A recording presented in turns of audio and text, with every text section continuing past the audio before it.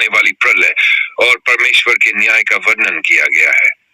इसमें यहोवा के द्वारा पृथ्वी और इसके निवासियों पर आएंगे प्रलय, न्याय और उद्धार की घोषणा की गई है।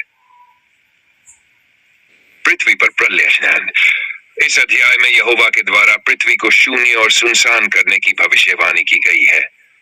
पृथ्वी पर सभी वर्गों के लोग जैसे यजमान, दास, स्वामी और व्यापारी समान रूप से संकट का सामना करेंगे। पृथ्वी का शापित होना और मनुष्यों का दोषी ठहराया जाना भी इस प्रलय का हिस्सा है। परमेश्वर की स्तुति।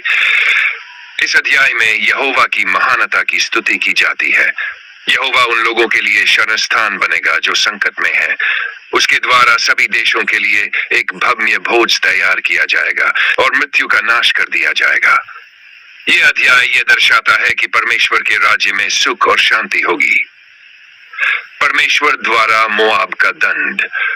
मोआब, जो परमेश्वर के विरोध में था, को इस पर्वत पर नष्ट किया जाएगा। यह संकेत करता है कि परमेश्वर उन सभी विरोधियों को दंडित करेगा जो उसके विरोध में खड़े होंगे। उद्धार का गीत। यशायाह। यहूदा के लोग परमेश्वर के उद्धार की महिमा में गीत गाएंगे। इस अध्याय में विश्वास और धीरज के साथ परमेश्वर के मार्ग का पालन करने की बात की गई है, और ये भी कि जब परमेश्वर का न्याय प्रकट होगा तब लोग धर्म की ओर मुड़ेंगे। ये अंश प्रलय के समय पृथ्वी पर आने वाले न्याय और उद्धार के बारे में बताते हैं और परमेश्वर की महानता तथा उसके साथ विश्वास रखने वाले लोगों के लिए आशा और सुरक्षा का संदेश देते हैं। ये कहानी यीशु मसीह के बलिदान और इजराइल के पाप से उद्धार के बारे में है। बहुत समय पहले इजराइल के लोग पाप और बुराई में डूबे हुए थे, तो ईश्वर ने उनके उद्धार के लिए एक योजना बनाई। वह योजना यीशु मसीह के रूप में पूरी हुई।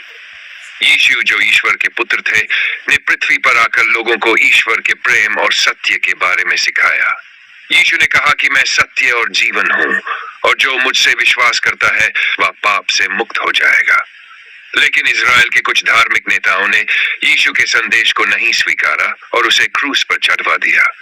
यीशु का बलिदान, उनका क्रूस पर मरना और फिर पुनर्जीवित होना, यह सब पाप के लिए एक पूर्ण उद्धार की ओर था। यीशु के क्रूस पर मरने से उन्होंने सभी मानवता के पापों का बोझ अपने ऊपर लिया। यह एक ऐतिहासिक और धार्मिक घटना थी जो ये दिखाती है कि केवल यीशु ही इजराइल और समस्त मानवता के पापों को दूर कर सकते हैं।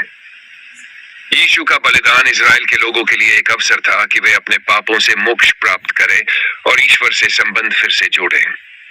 जब इजराइल के लोग यीशु पर विश्वास करते थे और उसकी शिक्षा को अपनाते थे, तो वे पाप से मुक्त हो जाते थे और ईश्वर के राज्य में प्रवेश करते थे। इस तरह यीशु का जीवन और बलिदान इजराइल के लिए और समस्त संसार के लिए उद्धार का मार्ग बन गया।